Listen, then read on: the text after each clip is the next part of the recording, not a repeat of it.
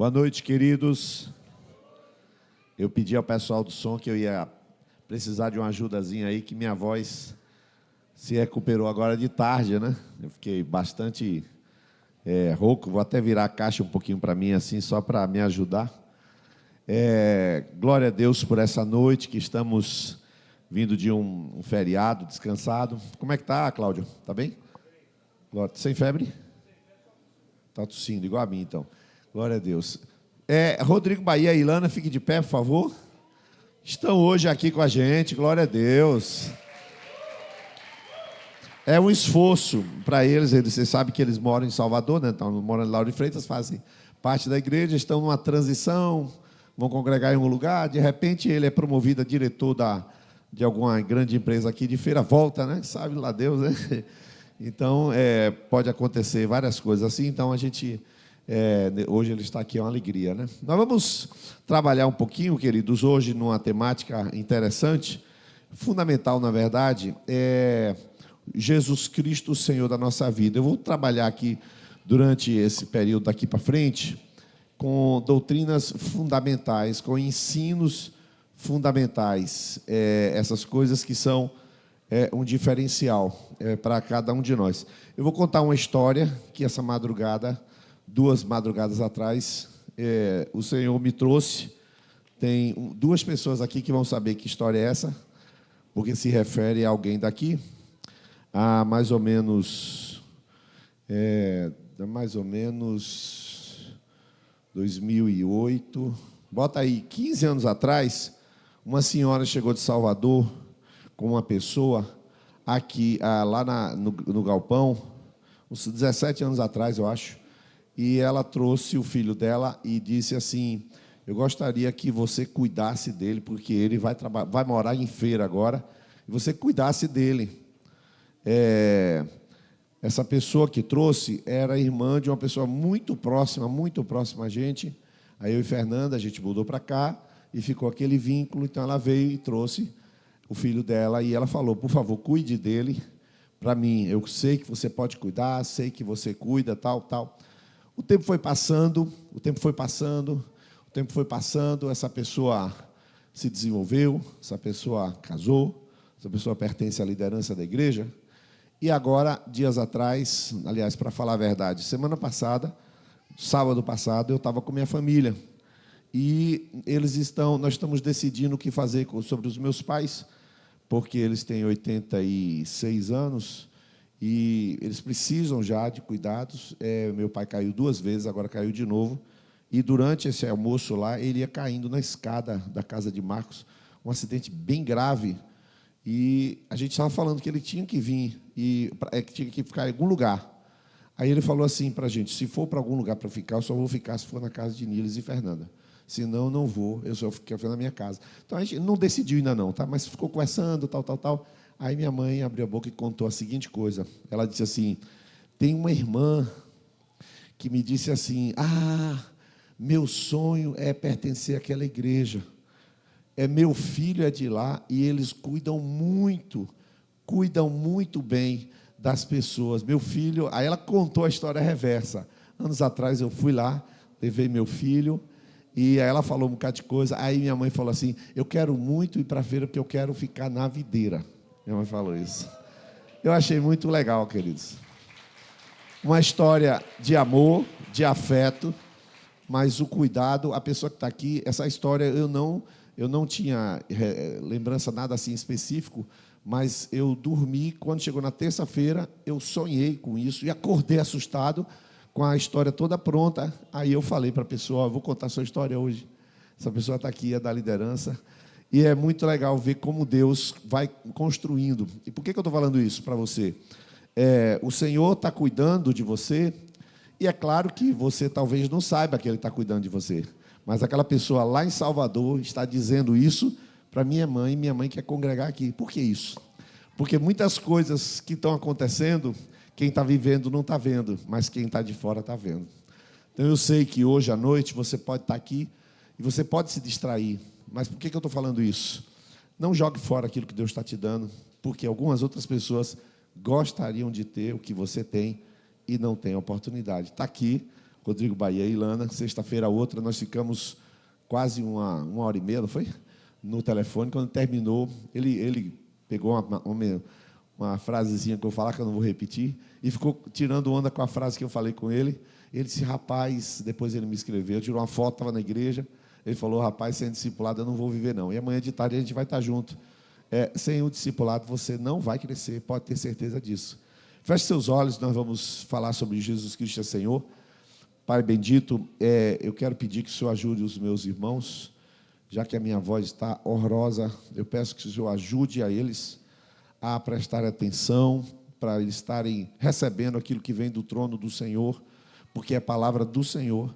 E eu peço que o Senhor desfaça, Senhor, qualquer impedimento, aqueles que estão à distância, Senhor, como Dani, como Ângela e tantos outros, ajude-os também, Senhor, Ariane, Júnior, que recebam a palavra na mesma força, na mesma unção e na mesma graça, Pai, em nome de Jesus. Amém e amém. Queridos, na semana passada nós comentamos aqui rapidamente com todos sobre a realidade é o trono da verdade. Nós falamos assim, falando que a verdade tem 3 dimensões e que a nossa vida o chão da nossa vida é a verdade. A gente não pode andar na mentira. Ninguém casa com a intenção, eu vou casar, mas vou ter 3 mulheres. Não existe isso. Você casa com a verdade, que eu serei fiel. E assim, tudo que se faz em cima da verdade. A primeira é a verdade que se sente, é aquela que o fogo queima, a água molha, a morte faz parte da vida. Tudo isso aí é verdade básica, verdade, a bola rola, etc. De noite, dia, frio, calor. Mas tem outra segunda parte da verdade, a verdade que se crê, a que se absorve, a que se torna. Você, por exemplo, acredita em casamento, você casa e você se torna um bom marido. Você crê nisso, então é uma verdade que você absorve e você se torna, emunar essa palavra. E a terceira coisa que eu falei foi sobre a pessoa da verdade com quem a gente constrói um relacionamento. Essa pessoa se chama Jesus. E por que essa pessoa é chamada de verdade? Porque no relacionamento com você, você vai andar e você vai falar uma mentira no caixa do supermercado e essa pessoa que está com você vai dizer, volta atrás e pede perdão. E você volta e pede perdão. Minha senhora, eu exagerei. E você pede perdão. Porque ninguém está vendo, mas você é amigo da verdade. E ela não deixa você andar. E você quer isso. Isso é essas 3 dimensões. Mas, infelizmente, queridos, a realidade é que a imensa maioria não sabe o que é vida. E é por isso aí que eu começo com uma frase de Sócrates. Eu vou passar muitas telas, mas vou passar rápido, não se preocupe com isso. Essa frase de Sócrates é uma frase que ele falou do século V a.C., ano 477, mais ou menos assim ele nasceu. A vida não examinada não vale a pena ser vivida. Sócrates, com essa frase, ele estava colocando bem claramente que tem muita gente que não examina a vida, que vive como os epicureus, vive como gente que quer saber só do prazer, só quer saber das coisas do rápido, do movimento, tudo muito, muito vazio, muito vão. E assim, muita gente que vive desse jeito aí, dentro dessa vida fugaz, vida sem pensar, vida sem aprofundar, pessoas que vivem de achismos ou vivem de falsas verdades. Essas pessoas que também vivem em função, essas 2 coisas eu não vou falar, porque eu vou falar várias coisas agora, mas do temperamento. Pessoas que vivem o tal do temperamento, que dizem constantemente a seguinte frase, não, eu sou assim mesmo. Eles são assim, não, eu sou assim mesmo. Se quiser, me aguente. Tem muita gente que vive estourando, ou pelo contrário, vive amuado, criticando, mas vive, na verdade, o temperamento. Aqueles 4 temperamentos que Fernanda está tanto falando e que as mulheres agora vão dar show aqui, no próximo dia 19. Outra coisa que também as pessoas que não têm uma vida muito densa têm problemas sérios por causa da falsa visão de Deus. Eles têm uma visão de Deus religiosa, uma visão de Deus fugaz, pequena. E, por fim, agora eu vou colocar 10 achismos muito comuns sobre a vida. Os irmãos vão me suportando, que minha voz está horrorosa, mas Jesus vai operando aí, Eu não posso ficar rouco. E aí, há uma outra coisa que é muito comum na vida das pessoas, é essa independência, essa rebeldia. Então, você vê uma pessoa qualquer, você tem um gerente da sua empresa, por exemplo. você vê como o estilo de vida dele é. Ele é uma pessoa, aí você começa a olhar e você pega esses 5 elementos ali, ele acredita em mentira, vive de um jeito maluco, ele tem uma falsa visão de Deus, tem medo de Deus, e geralmente é uma pessoa rebelde e independente. Não presta conta a ninguém, não aceita ninguém dizer nada. Essas coisas são próprias de uma pessoa que não entendeu o que é a chegada de Jesus na vida de algum de nós. Existem várias crendices simplistas, eu vou colocar algumas delas. Eu queria colocar, e vocês leem, para a gente, são falsas, tá? Não são verdadeiras, mas são todas conhecidas. Essa primeira. Quantas pessoas não dizem isso com ar de grande filósofo? A vida é uma viagem, meu filho, aproveite o meio caminho.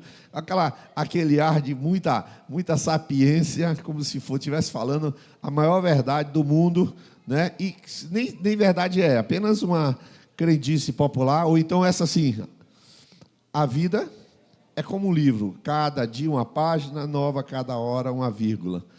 Assim, que tremendo, rapaz, um negócio dele, eu vou ficar chorando. A vida é um livro, aleluia. É assim, essas filosofias de bar que falam assim, a vida é um jogo, jogue para ganhar, mas aprecie o jogo. Eita, que Deus falou comigo agora. Essas besteiras, Pedro. E o impressionante é que essas definições de vida são coisas que as pessoas, elas pautam a sua vida. A vida é uma escola onde você aprende todos os dias, né?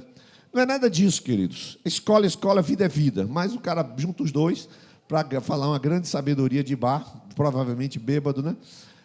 Também tem uma frase muito interessante. Você podia ler para mim aí? Conforme a música, já deve ter ouvido essa frase, né? A vida é uma festa, dance conforme a música, seja feliz. Certo? Tem muitas outras frases. Essa para os engenheiros aqui, para Rodrigo Bahia, para os engenheiros, cadê Juliane? Juliana, a vida é uma construção, seja seu próprio arquiteto, né?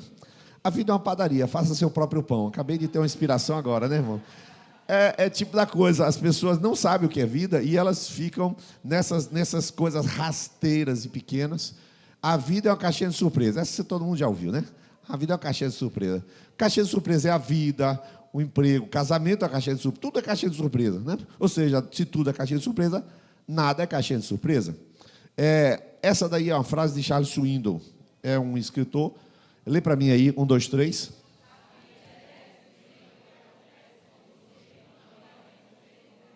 Como reage a isso? Isso aí é uma frase verdadeira? Não, é a opinião dele. É só a opinião dele. É uma frase do livro dele, ponto final. Né? O Charles Swindoll falou, não quer dizer que é verdade. Primeiro, porque ele não fez estatística para saber o quanto por cento de cada pessoa. Isso é apenas uma frase. Né? Essa outra frase, a vida é uma peça de teatro que não permite ensaios. Eu vou chorar até o final. Por isso, cante, chore, dance e viva intensamente antes que a cortina se feche.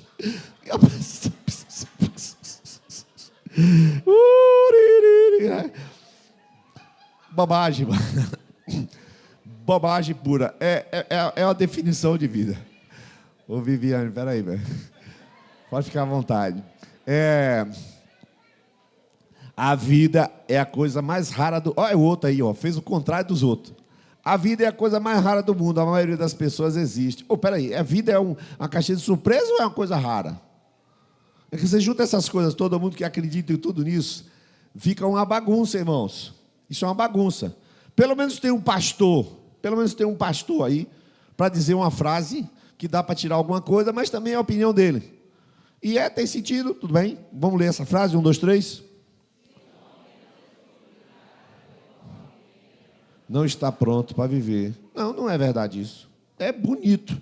Mas está todo mundo vivo aqui. Vocês vão morrer pelo quê? Não vão morrer por nada. Vocês vão viver. Ninguém vai morrer por nada. Eu estou disposto a morrer por Jesus, mas não vai morrer por Jesus. Você vai viver por Jesus. Jesus quer sua morte, rapaz. Jesus quer sua vida. E aí, olha só o que eu falei. Jesus não quer a sua morte, Jesus quer a sua vida. Olha a dica que eu dei. A sua vida. Ele quer você vivo. Eis-me aqui para morrer. Morrer o quê, rapaz? Eu passei 15 anos para transformar você de um traste nisso aí. Agora tu é uma bênção, vai morrer. Claro que não. Por isso que aquele versículo diz assim: preciosa é a vista do Senhor, mostra o seu santo. Preciosa coisa nenhuma, custa caro. Jesus trabalhou 25 anos, discipulou você, arrancou as tranqueiras, tudo, diminuiu o tamanho de sua língua, resolveu todo o que é problema, agora você vai morrer. Ele não quer que você morra, não. O trabalho dele é justamente santificar você para usar para a sua glória. Irmãos, a Bíblia define o que é vida. Tiago, capítulo 4, verso 14, você pode ler para mim? 1, 2, 3, já?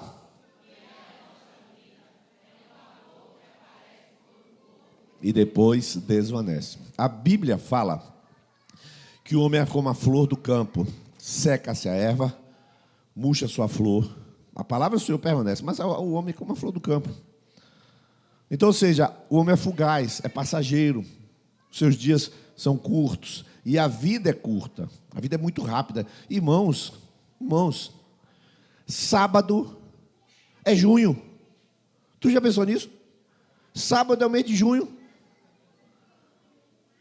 Depois de amanhã é Natal, irmão. Mas o mês de 2024 está voando, caramba. Eu estou tentando marcar a viagem, Fernanda, todo santo dia. Recebe viagem do Viajar Barato, do não sei o quê, um bocado de coisa lá. Todo dia ela está tentando marcar a viagem para o exterior. O ano vai acabar e eu não vou viajar. Porque o ano está mais rápido que a gente tem capacidade de decidir. É um negócio sério. Então hoje, olha só que bonito que eu coloquei ali, ó. Então hoje eu vou assentar uma verdade inamovível, inarredável, imutável, inalterável, insubstituível, que ou define sua vida, ou você será uma planta. Você precisa dessa verdade assentada na sua vida. Essa verdade é um chão para a minha vida. Preste bem atenção, que eu não estou querendo dizer que você não conhece a verdade. O que eu vou lhe falar você sabe, mas não resolve saber. Você precisa saber colocar a verdade no lugar dela. Saber que Deus foi o autor do casamento não faz de uma pessoa um bom marido. Vou repetir. Ter certeza de que foi Deus que criou o casamento não faz da pessoa um bom marido. É preciso que a verdade esteja no lugar certo. E esta verdade, ela precisa ser assentada, e você se assenta por cima dessa verdade. Que verdade é essa? Vamos ler Romanos 14, 8, e por favor, vamos ler alto. 1, 2, 3, já.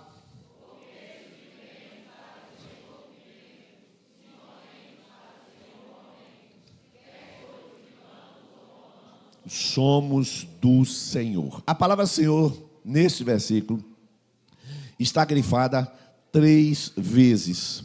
E não é à toa, vocês vão descobrir aqui agora. Porque simplesmente essas... Espera só um pouquinho, pessoal. Só um pouquinho que eu fui avante aqui. A gente grifou essas palavras. Deixa eu ver. Eu coloquei, está invertido aqui. Obrigado. Nós colocamos essa expressão, Senhor, por conta de uma pesquisa simples que eu fiz, e eu vou colocar para vocês na tela. Essa é uma expressão, eu vou ler com vocês. Vou até pedir que Lucas leia aqui para economizar minha voz, vou passar o microfone para ele.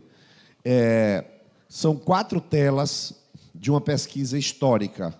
Você pesquisa historicamente o que significa a palavra Senhor.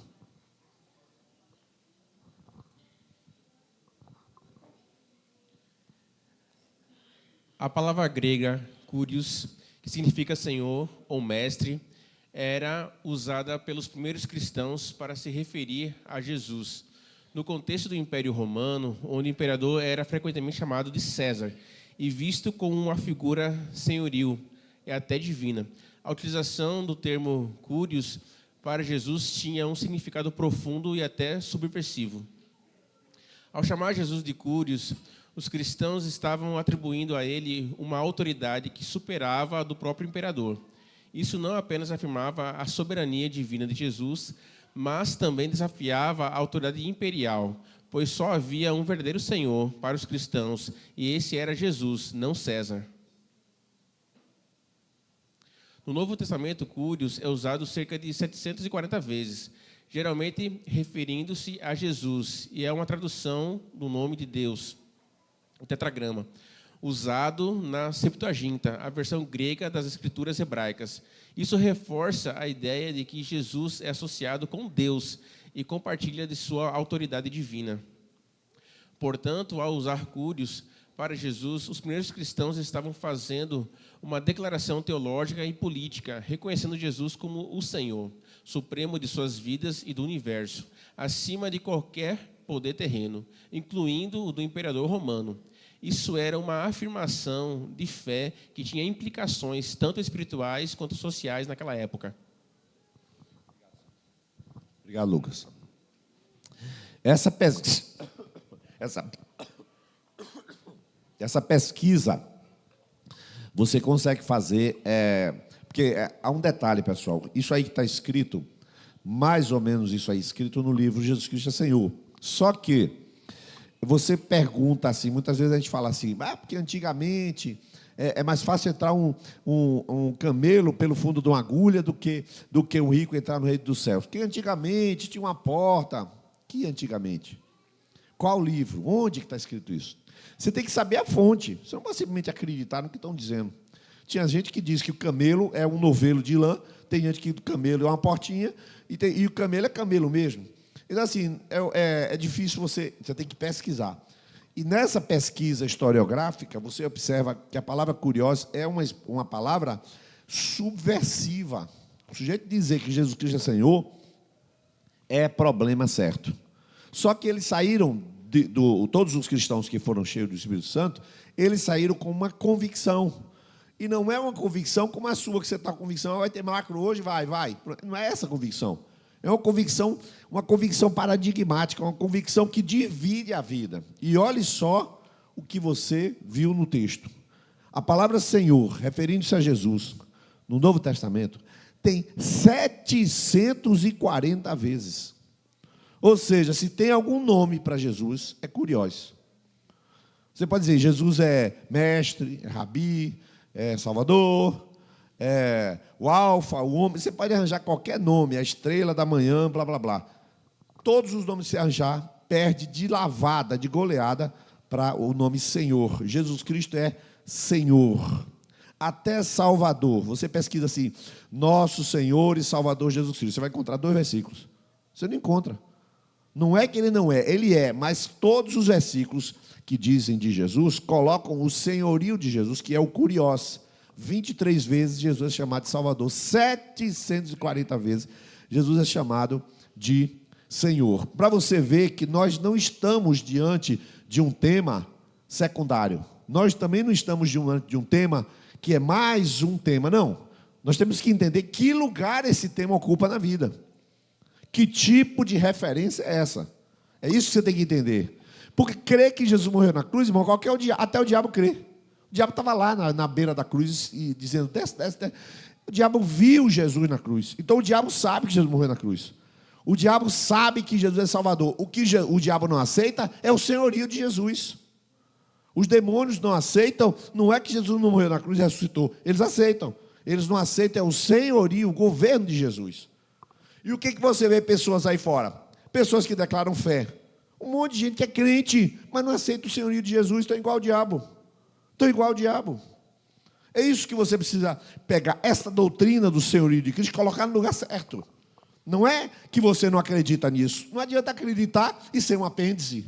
Você tem que acreditar e sentar em cima. Sua vida ficar em cima disso. Então, para isso acontecer, eu vou falar um pouquinho da história do universo. A Bíblia diz, no princípio criou Deus os céus e a terra era sem forma e vazia, e havia trevas sobre a face do abismo, o Espírito de Deus se movia sobre a face das águas, era caos, a terra era sem forma e vazia, o universo estava sem forma. Deus criou 3 coisas, logo na saída, já expliquei isso aqui, né? O espaço, tempo e a matéria, 3 coisas, não existe nada antes do espaço, tempo e matéria, Ele criou essas 3 coisas, e está no verso 1, no princípio, tempo. Pronto, criou o tempo. Na hora que criou Deus os céus, já surgiu a matéria. E a terra, surgiu a matéria. Então, espaço, tempo e a matéria. Deus criou isso e depois foi ordenando a matéria. Na hora que Deus ordena a matéria, olha o que eu falei, ordena a matéria. Ele põe em ordem. Se lembra daquele nossa máquina que eu coloquei uma casa toda arrumada? Eu falei que o princípio da ordem? Mesma coisa. Deus primeiro arrumou a casa. Irmãos, Fernanda resolveu arrumar o closet lá em casa. Eu vou até pedir ajuda das discípulas. Meu Deus do céu. Meu Deus do céu. Ontem nós chegamos em casa 3h30 da tarde. Marinalva tinha almoçado, estava lá. As pilhas. Aí esse menino foi lá em casa ontem e teve que tirar as roupas de cima da cama para a gente deitar.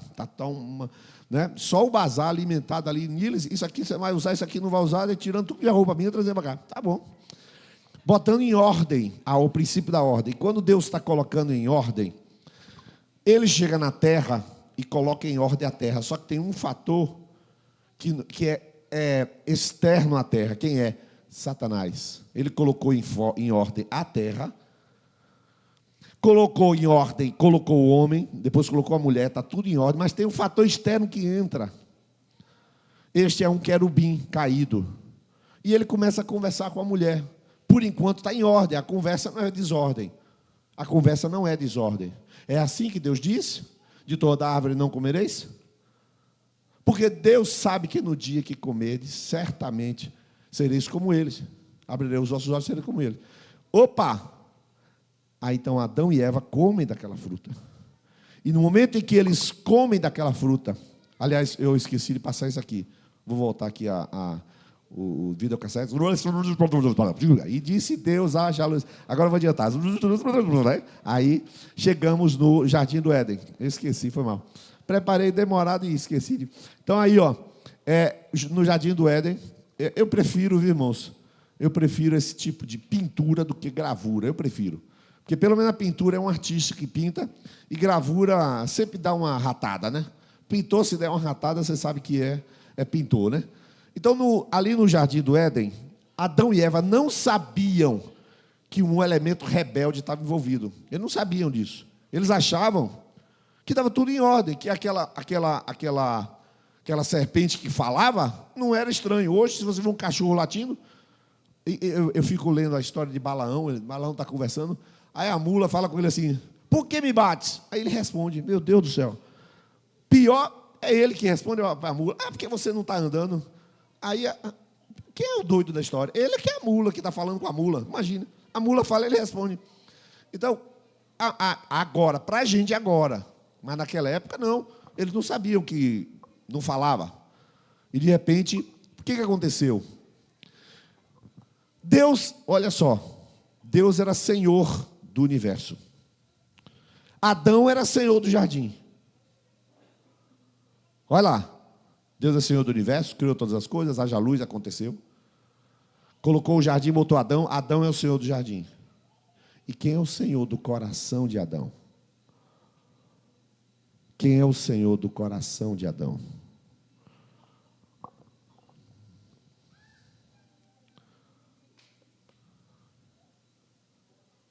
Daquele dia em diante, no dia que Adão era o Senhor daquele jardim, e que deu a Satanás, concordou com Satanás, obedeceu Satanás, o inimigo se assenta no trono de autoridade. E ainda diz para Jesus, tudo isso te darei, se prostrado me adorares, porque me foi dado e eu dou a quem quer. Jesus disse o quê? Mentiroso! Jesus falou, vai Satanás. Só isso, não chamou de mentiroso. Mas ele é mentiroso, tudo que diz. Mas ele falou, e Jesus não disse que era mentira. E foi dado. A autoridade foi entregue a ele. A Bíblia diz que o mundo jaz no maligno. Como foi entregue? Por um cara, por um camarada, que tinha autoridade e tinha ordem, e ele deu. Então, tudo que vai acontecer a partir de agora, queridos, é saber quem está no trono. Preste atenção nisso. Marido, preste atenção. Se na sua casa você não mandar, Satanás manda. Eu não vou pedir. Igreja, repita aqui agora. Não, aí não. Mas eu devia dizer pelos irmãos. Se na sua casa você não mandar, Satanás manda. Por quê? Porque se sua esposa mandar, é Satanás que está mandando. Você acabou de ouvir, é isso mesmo. Porque ela não vai ouvir a sua voz. Ela vai ouvir outra voz. Como assim? Porque a autoridade foi dada. Se você abrir o espaço, pode ter certeza que é Satanás que vai mandar. Vou repetir. Homem, marido, para você não dizer que não tem doutrina, é para ficar assustado e assumir seu papel de homem. Se você, marido, não mandar, Satanás vai mandar. O que significa mandar? Pedir ajuda é mandar. Minha filha, eu estou querendo fazer isso, o que você acha? Ela dá ajuda, você faz. É claro que você tem que pedir ajuda. Mas a autoridade é com você. Adão cedeu, Satanás entrou. Isso é seríssimo. Isso é seríssimo. Quem está no comando? Quem determina o curso da sua vida? Então tem um vazio, irmãos, aí de autoridade. Nós temos um problema de autoridade. Veja o exemplo de Jó. O exemplo de Jó. Presta atenção para você ver que é um problema de autoridade. Jó estava ofertando, estava bem, estava tudo tranquilo. Deus se gabando de Jó. Viste meu servo Jó? Homem nenhum igual a ele. Fala. Aí Satanás falou o quê?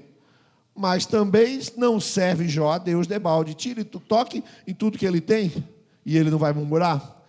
Deus falou assim: você pode tocar em tudo, menos nele. Menos nele. Aí Satanás foi lá, tocou no filho e não tocou na esposa. Percebeu isso? Que a esposa pertencia a Jó. A esposa era Jó. Olha só que coisa. Mas tocou nos filhos, tocou nos bens, matou tudo, arrancou tudo. Ele ficou sem nada. Aí Satanás volta diante de Deus. Viu meu servo Jó? Que ele não murmurou, que você falou que ia murmurar. Ah, mas vida por vida, corpo por corpo. Se o Senhor tocar no corpo dele. Aí o Senhor fala assim no verso 11. Toque no seu corpo, mas poupe a vida. 2:3, melhor dizendo. Aí ele vai, toca no corpo, estraga Jó todinho. Uma chaga viva. Isso é uma pintura. E ele está se ralando todo. E não murmura, mas entra em depressão. Entra em crise, claro. E eu lhe pergunto, por quanto tempo? Satanás não tinha autoridade para tocar em Jó. Satanás não tinha autoridade para tocar nos bens de Jó. Satanás não tinha o tempo da luta de Jó. E Satanás não tinha nem o propósito da luta de Jó. Satanás não manda em nada quando Deus manda. Você entendeu? Por isso, cidadão, servo de Deus, você é autoridade na sua casa, senão Satanás é. Satanás não tocou em Jó, foi Deus que disse, vai, toque. Então, em certa medida, Satanás só anda, é aquela coisa que Lutero falou, Satanás é um cão, e quem determina o tamanho da coleira é Deus. O tamanho da corrente é Deus. Deus é que determina o tamanho da corrente. E, no dia que Deus apareceu para Jó, nem Satanás aparece mais na história. Deus aparece para Jó e fala, onde estavas tu quando eu formei a terra? E no final, a história de Jó se tornou o que para mim e para você? Lição. Se tornou lição para a igreja. Jó ganhou o dobro do que tinha. Ele ganhou com uma mulher só, claro, a própria, mas os filhos em dobro, bens em dobro, foi abençoado. Por quê? Porque Satanás não podia mexer aonde existia uma autoridade. Então a história de Jó é uma história que prova o que eu estou dizendo sobre governo. Por esta razão, Jesus chega e diz, queria que você lesse aí Mateus 3, verso 2, 1, 2, 3 já. Esta frase, na verdade, foi dita aí por João Batista, mas 4,17 é a mesma coisa. Arrependei-vos porque chegou o governo dos céus. Eu prefiro usar a palavra governo, é uma recomendação de John Stott, não é uma recomendação minha. John Stott diz que a melhor palavra para os países que não têm rei, a melhor palavra é governo. Então, veja só, chegou o governo de Deus na vida das pessoas. Por isso, a vinda de Jesus ao mundo, qual é o objetivo em azul? Para restabelecer o governo de Deus sobre a terra.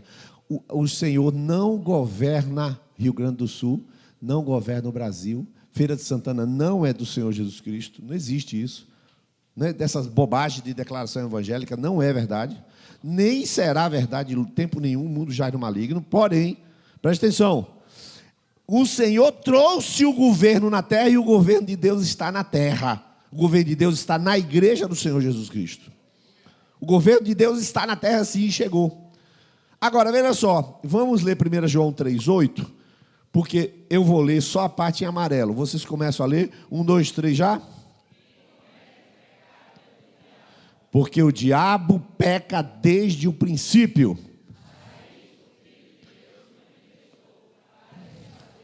as obras do diabo. Ou seja, nós estamos diante de um quadro muito claro. Satanás é o fundador do pecado. O pecado não estava na terra, mas ele foi lá, sugestionou. O homem então caiu na conversa do diabo e começou a pecar. O governo de Satanás veio sobre o homem, os desejos deterioraram, os pensamentos deterioraram, muita coisa se deteriorou, a briga entrou, a morte entrou, tudo entrou. A deterioração completa. Para que Jesus apareceu? Para desfazer as obras do diabo. Porque o diabo peca desde o princípio. Entenda, ou Jesus desfaz as obras do diabo na sua vida, ou você vai continuar sob o governo do diabo. Diretamente por um demônio? Não. Através do teu próprio desejo. Se Satanás sabe que tu deseja errado, não precisa nem tentar você. Se tu tem um desvirtuamento dos teus pensamentos, não precisa nem ser tentado. A tentação já foi feita 10 anos atrás, tu está aí até hoje. E eu curado da minha rouquidão. Vai entender. Não bastava Jesus ensinar a todos o melhor caminho. Ele não veio dizer assim, a melhor maneira é essa. O melhor caminho estava diante de Adão e Eva. Eles mesmo assim seguiram aquele que se rebelou. Jesus não precisava ensinar o caminho, Jesus precisava destruir as obras do diabo. Portanto, a luta de Jesus foi contra as obras do diabo. Agora, nós lemos 3 vezes a palavra Senhor, Romanos 14, 8. Mas olha o que diz Romanos 14, 9. Vamos ler 1, 2, 3.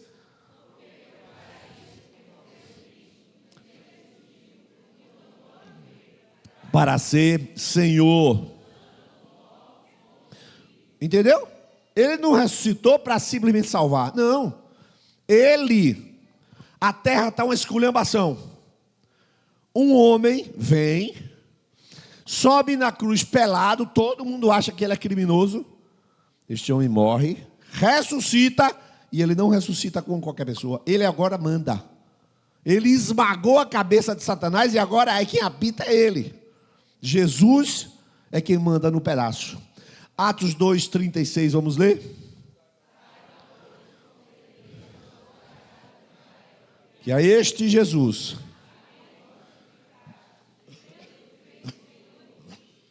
João 13, 15, vamos lá? Vós me chamais mestre e Senhor, e dizeis bem.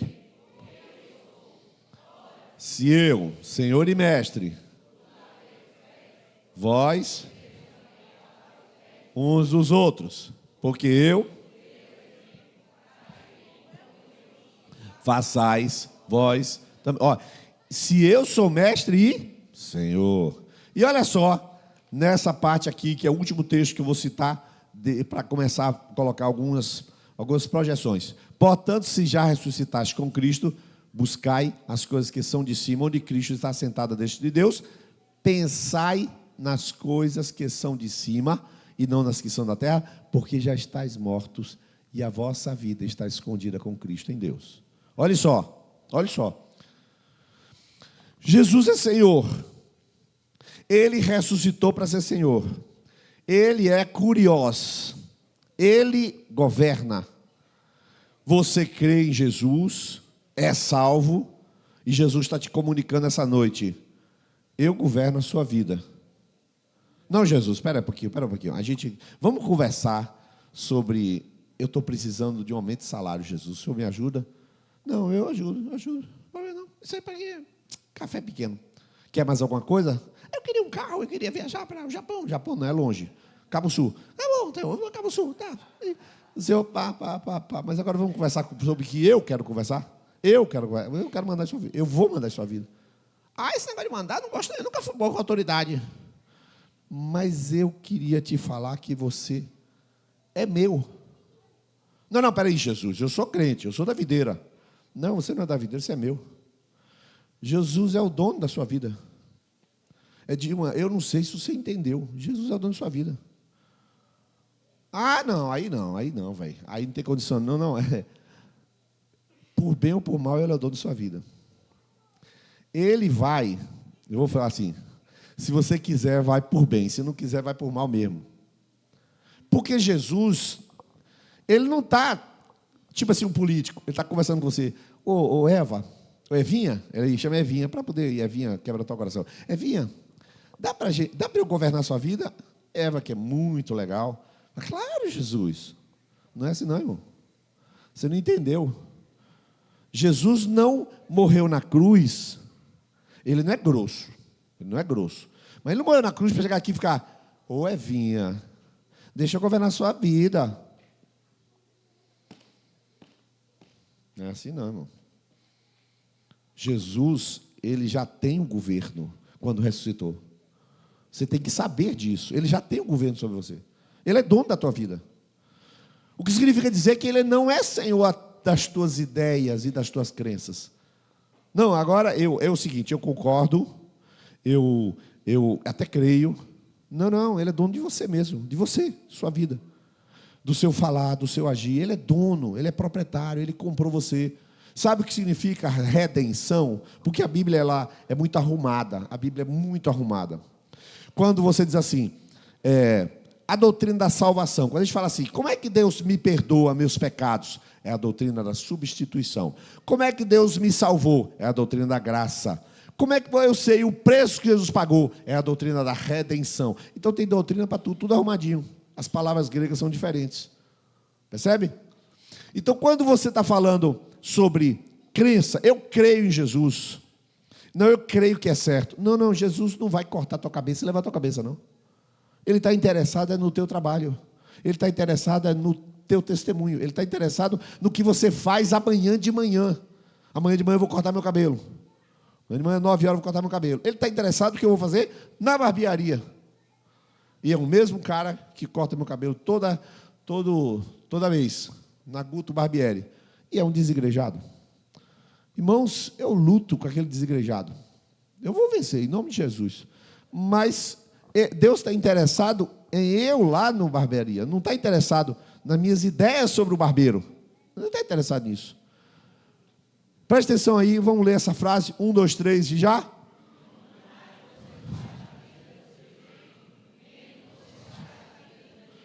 Não, você vai ler de novo, 1, 2, 3 já.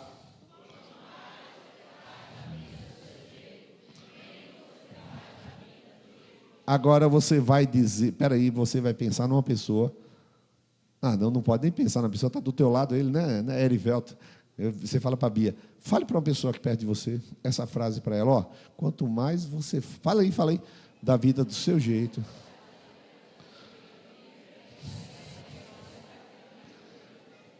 Não tem jeito, pessoal.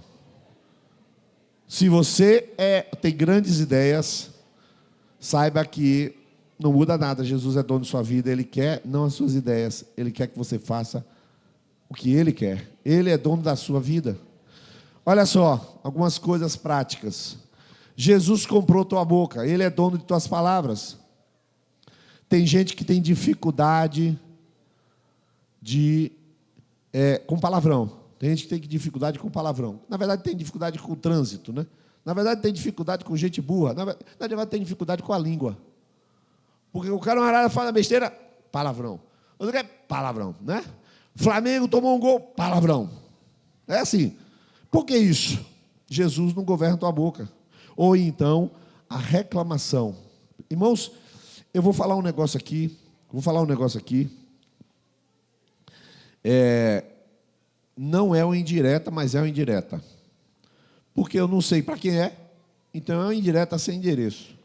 Tá? Então é uma indireta sem endereço. É interessante, como uma das coisas que os líderes, quando o líder está tratando com o discípulo, e ele fala, eu preciso de ajuda com fulano de tal. Aí Fernanda vai, ou eu vou, entro em contato com ajuda, não tem problema nenhum. Mas existe um outro tipo de situação que acontece com os líderes da igreja. É que eles ouvem frases dos discípulos que são inomináveis. Por isso eles também não dizem quem são as pessoas.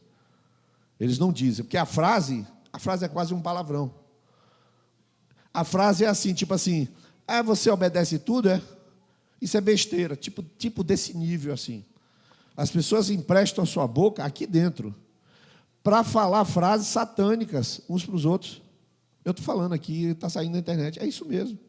Ou seja, são pessoas carnais que andam aqui dentro da videira carnais, e dizem para os líderes, acontece uma enfermidade, ou acontece uma situação que o líder está vivendo, aí alguém, quando desce aqui, a pessoa dá um testemunho, quando desce, fala assim, se fosse você, não fazia isso não. Na cara, assim. E não é uma nem duas, não. O que é isso, irmão? Isso é pessoa que vive a vida como quer. Vive a vida como quer significa, fala o que quer, vai para o que quer, assiste o que quer, faz o que quer. Essa pessoa não vai morar eternamente com Deus. Por quê? Porque ela nem sabe o que é pecado. Ela nem sabe o que é murmuração, não sabe o que é falar mal, não sabe o que é maledicência, não sabe. Essa pessoa governa a sua própria vida. Não tem discernimento. Então assim, Jesus comprou sua boca. Irmãos, eu não tenho como falar. Irmãos, eu tenho mais oportunidade de falar mal de gente. Porque os casos que chegam para mim são casos cavernosos. E eu não posso falar, porque a minha boca só pode produzir, Efésios capítulo 4, palavras que sejam para edificação. Não tem jeito. Então, é uma vigilância que eu tenho com a minha boca. Por quê? Não, você sabe como é que é, né? Não, sabe como é que é não, porque Jesus manda na boca. Reclamação, irmão, reclamação. Eu reclamava muito. Colérico tem ideias, né? Ideia. Eu parei de reclamar. É a minha opinião. O que você acha? Não acho nada. Eu só acho que quando eu procuro. Eu falo assim, eu não quero nem saber mais.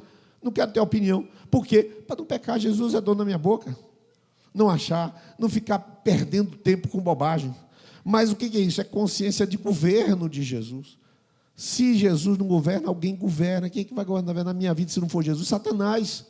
Através da minha carne. Através da minha concupiscência. Diz a Bíblia em Salmo 19, 14. Vamos ler? 1, 2, 3 já? Sejam agradáveis, meu Redentor. E aí, eu tenho aqui, por isso que eu botei o mel ali, porque a palavra diz assim, as palavras agradáveis são como um favo de mel, são doces para a alma, trazem cura para os ossos. Por isso que eu falei das palavras. Quer ver outra coisa, querido? Deixa eu falar um negócio. O Senhor governa o seu tempo.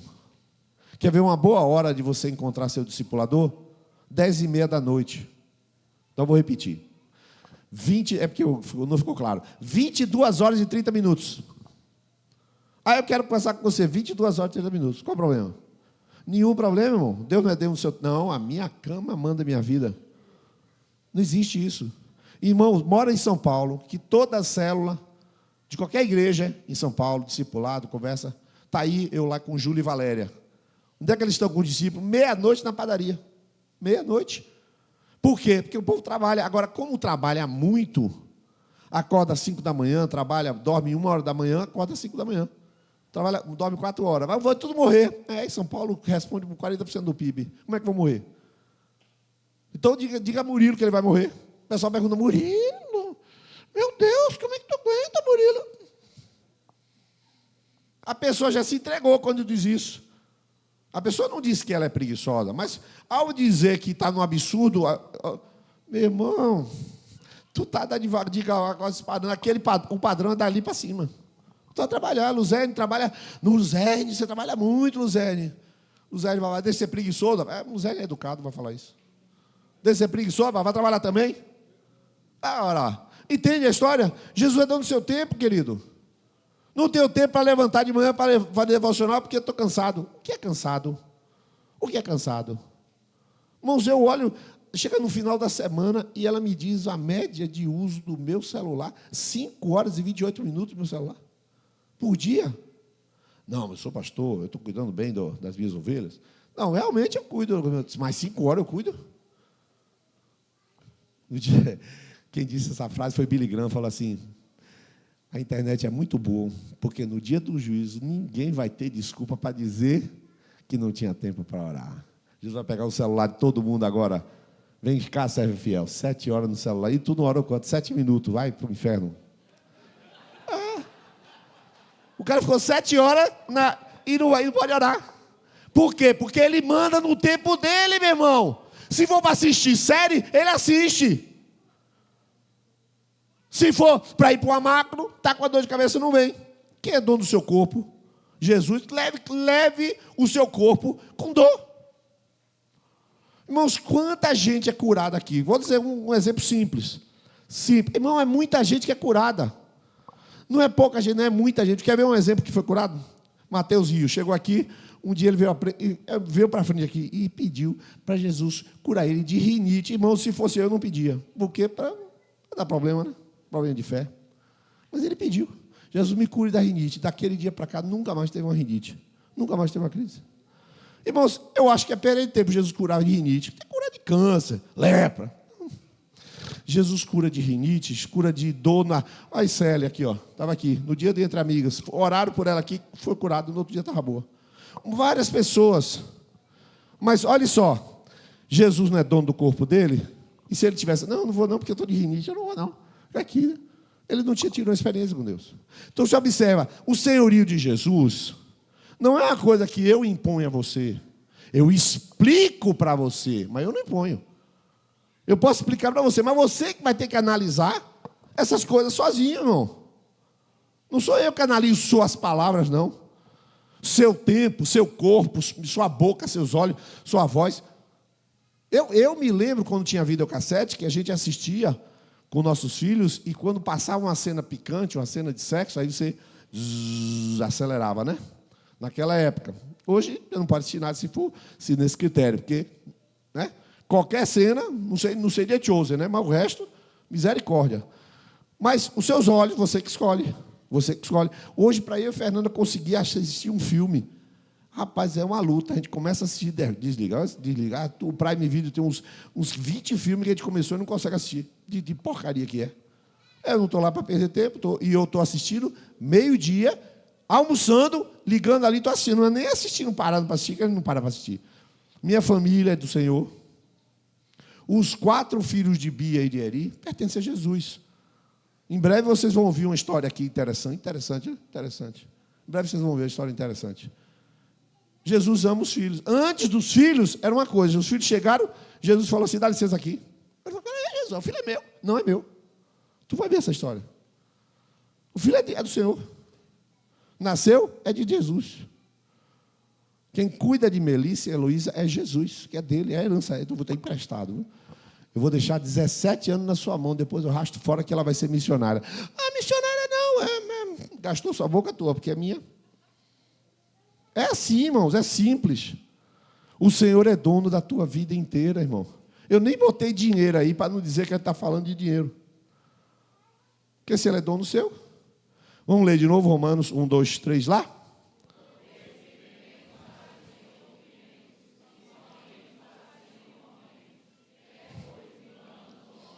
Somos do Senhor. E aí, eu termino com o último versículo. É o último mesmo, tá vendo? O último. Vamos lá, 1, 2, 3 já. Como convém andar e agradar a Deus.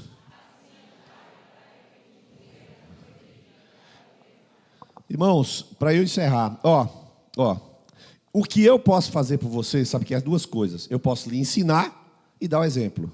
Por esta razão é que os líderes são exemplares aqui na igreja. Aí você fala assim, não, você vai dizer que os líderes são perfeitos? Sim, ele tem a mesma perfeição que você tem, a de Cristo. A deles não é perfeição.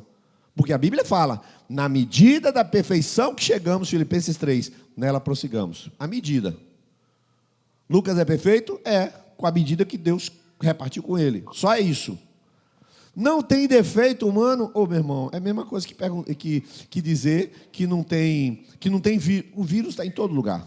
Então, se tem vírus está em todo lugar, considere isso normal. Então, considere normal que qualquer pessoa tenha falhas de comportamento. Mas eu vou dizer um negócio, os líderes são exemplares, por quê?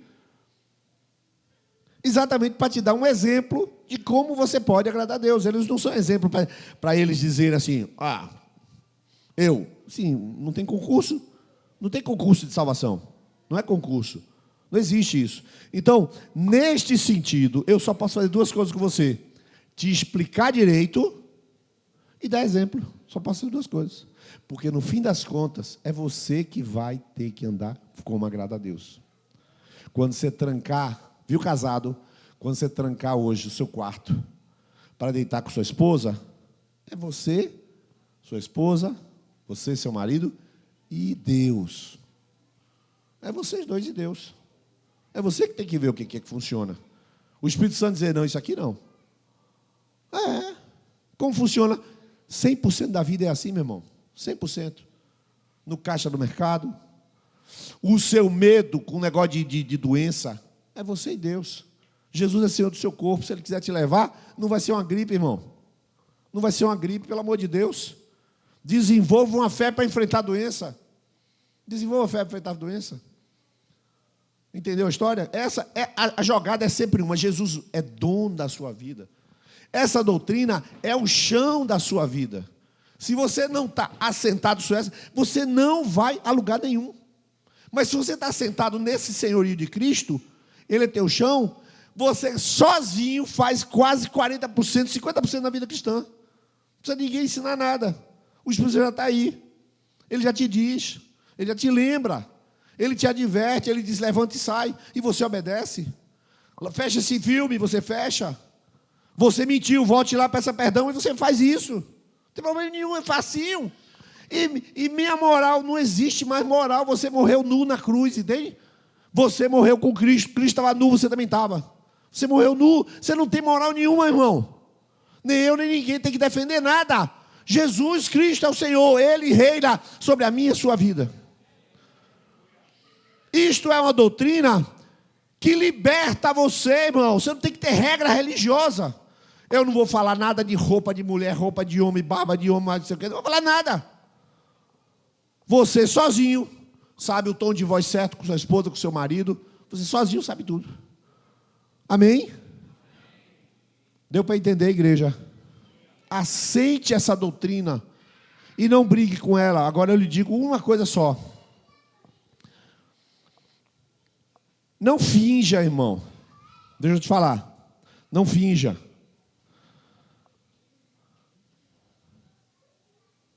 Eu vejo, e os pastores veem, somos instrumento de Deus. A gente vê e sabe. Nem sempre o líder sabe, mas a gente sabe. É, Luca? E a gente não fala com você. Se falasse toda hora, você não aprendia a se consertar sozinho. Você tem que aprender a se consertar sozinho. A gente tem que contornar, adverte de novo. A gente sabe muita coisa. Sabe do pecado. Sabe da rebeldia. A gente vai se contornando. Porque é você que tem que se submeter a Jesus. Não é eu que tenho que te submeter. Eu só tenho que te ensinar. E você se vira sozinho, porque o dia a dia acontece sozinho, você e o Espírito Santo de Deus. Amém? Não é omissão, não. Porque quando o Espírito Santo diz para a gente falar, a gente fala. A gente fala. Ou a gente diz para o líder falar. Mas a gente aqui está andando guiado pelo Espírito de Deus, uma maneira como convém andar e agradar a Deus. E eu quero terminar dizendo, eu sei que você está andando, agradando a Deus. A maioria enorme daqui. Por isso eu digo, continue a progredir cada vez mais nisso. Amém? Vamos ficar de pé nesse momento. E eu quero fazer uma oração bem clara, sem entender por que minha voz não está travando. Graças a Deus que não está. Eu quero fazer uma oração bem clara agora, bem específica. Preste bem atenção, que a oração é específica. Preste atenção que a oração é específica. Algumas pessoas, todos que estão aqui, creem em Jesus Cristo como Senhor da sua vida. Algumas pessoas têm dificuldade de se submeter a Jesus Cristo. O nome dessa dificuldade é pecado. Não bote o nome errado. A Bíblia não tem dificuldade nem falha. Não tem isso na Bíblia. Tem pecado, é coração resistente. Só que esta noite, eu quero que você traga você aqui à frente e se renda a Jesus. Renda-se a Jesus. E todas as pessoas que o Senhor, que o Espírito Santo chamar, você vai vir aqui à frente, vai dobrar o seu joelho e vai dizer, Senhor, eu me rendo, Tu és o Senhor da minha vida. Pode vir à frente, eu vou começar a orar. Dobre seu joelho e diz assim, Senhor, eu me rendo aqui, Senhor. Tu és o Senhor da minha vida a partir do dia de hoje, da minha boca, dos meus olhos, do meu tempo. Eu não reclamo mais a partir de hoje. O Senhor é dono de tudo que acontecer na minha vida. Dobre o seu joelho e faça isso, porque você vai estar fazendo diante de Jesus. eu vou dobrar o joelho também com você aqui, tá bom? Pai bendito, nós queremos dar honra e glória a Jesus Cristo de Nazaré, que o Senhor ressuscitou para ser Senhor dos vivos e dos mortos. O Senhor fez Jesus como Senhor e Cristo. Louvado seja o Senhor Jesus por mandar neste universo, por dar limites a Satanás, por não permitir que a iniquidade e o pecado avancem mais do que o Senhor permite, por dar à sua igreja a graça necessária para enfrentar o mundo com suas debilidades, pecados, maldades e demônios. Nós queremos proclamar esta noite: Jesus Cristo é o Senhor da nossa vida. Jesus Cristo é o Senhor da igreja. Jesus Cristo é o Senhor dos projetos. Jesus Cristo é o Senhor dos ministérios. Jesus Cristo é o Senhor do Joade. Jesus Cristo é o Senhor do Videirinha Kids, do Ministério de Adoração e Louvor, do Ministério de Multimídia, do Entre Amigas, do Homens em Ação. O Senhor, o Senhor do Videira Café. O Senhor é o Senhor da Ação Social. O Senhor é o Senhor de todas as coisas, do Escola de Princípios, de cada conexão, de cada líder. Seja bendito o teu nome para sempre. Reine o Senhor em nossos corações. Nós de joelhos nos submetemos a ti, dizemos: Jesus, tudo que vem saindo da minha boca que não te agrada, a partir de hoje, põe um guarda à porta dos meus lábios. Põe, Senhor, um filtro na minha mente. Põe, Senhor, uma graça nova para eu viver curvado, prostrado diante do teu governo, Jesus, do teu senhorio. Eu quero que o Senhor governe a minha palavra, os meus relacionamentos, os meus encontros, o meu tempo, Jesus, para eu dormir menos e servir mais, e ler mais, e gastar mais tempo com as coisas do Senhor. Ajuda-me, Senhor, a ser esta pessoa sujeita e submissa ao teu Espírito, e por favor, Espírito Santo, conduza a minha vida, para que eu faça tudo para agradar ao Senhor em todo o tempo. Nós oramos em nome de Jesus. Amém e amém. Deus abençoe os amados irmãos.